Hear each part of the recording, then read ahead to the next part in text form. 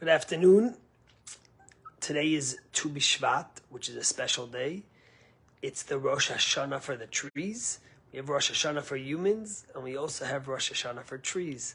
Those of you who were in shul today know we didn't say Tachanun, we didn't say confession. It was like a holiday because we celebrate the trees.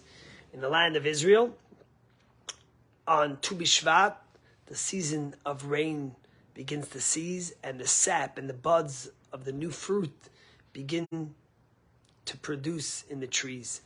And therefore we celebrate the trees by eating a new fruit that we haven't eaten all season, and we make a blessing ha'etz, and then we make a blessing of Shehecheyanu.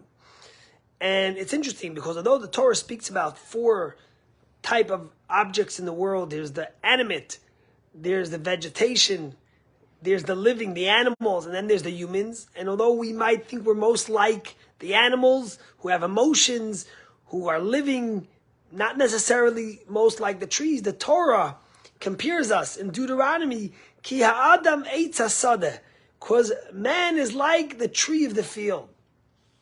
There's many reasons for this. One of the reasons is, we all know that one of the greatest longevity for a tree is the olive tree, which could last thousands of years. In fact, if you go into Israel, even you know there are olive trees that are there for thousands of years. Why do they last so long?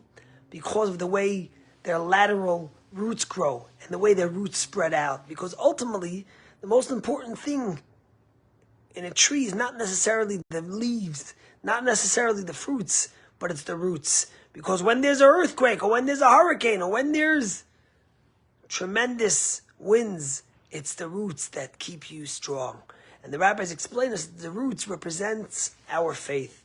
And as human beings, we have actions, we have deeds we do. But the most important thing we have is the deep faith we have. So when there's a crisis, our faith keeps us strong. The Torah also tells us that it's forbidden to cut down a tree that bears fruits. And the metaphor for that is that as human beings, as long as we're bearing fruit, as long as we're producing, as long as we're growing and helping and contributing to the world, then we won't be cut down.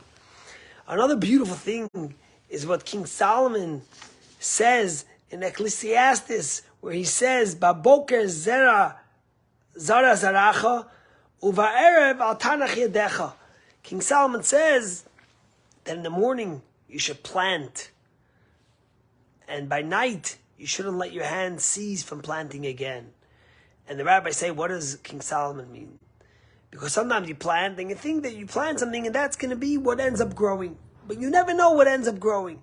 So ultimately what King Solomon is saying is that you always have to continue planting, because ultimately you plant and you never know what's going to be the thing that ends up growing. You know, we all know Hatzalah. Hatzalah is an organization in New York and in Miami, in the big Jewish cities, of course in Israel, where it's a volunteer corps that goes around, and they always have carry walkie-talkies, and whenever there's an emergency, they get called and they run and they come to help save a life. If someone, heaven forbid, had a heart attack, or if someone fell, they don't wait for ambulances, but their response is much quicker than any ambulance, and they've saved thousands of lives throughout the world. But there's also another organization which actually just opened in Boston too, which is called Chaverim. What's Chaverim? Chaverim is, let's say you get locked out of your car, or let's say you have a flat tire. So you pick up the phone, you call Chaverim, and there's volunteers who will come help you get into your car. They'll come help you fix your flat tire, etc., etc. It was a few years ago in New Jersey.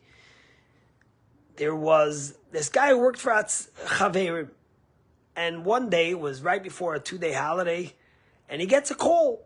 And the call is from someone who says, listen, I got locked out of my car. Could you come help me open up my car? It was a couple of hours before Shabbat, before the holiday. So the guy says to him, okay, where's your car parked? On which highway are you?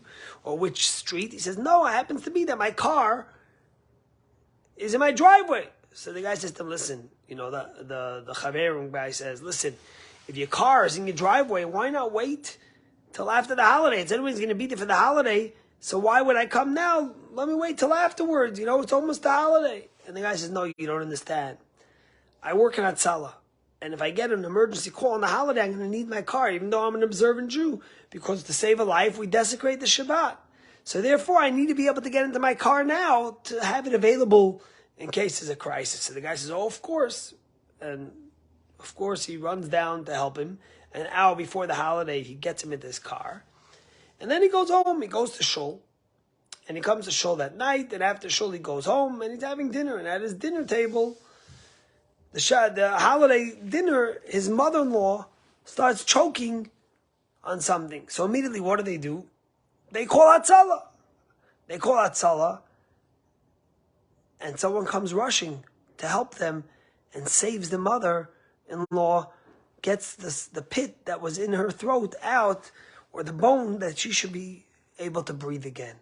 And who was the person who came to help him? It was the Hatzalah member that he had earlier unlocked his car for him and got him his keys, that he should be able to have it readily available if there was a call.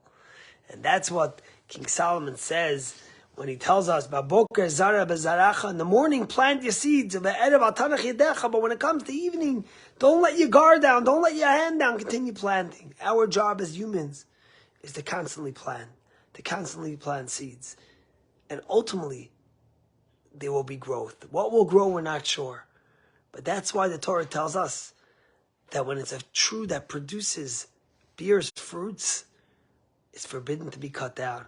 Because as long as we're contributing, as long as we're planting, and things will grow, then that means there's meaning to our life, there's purpose, we're contributing to the world. So make sure to get a fruit that you haven't eaten all year yet, or all season. Make a shechianu. Let's celebrate the trees. Let's remember to have deep-rooted faith. And let's remember to continue bearing fruit. Have a great day.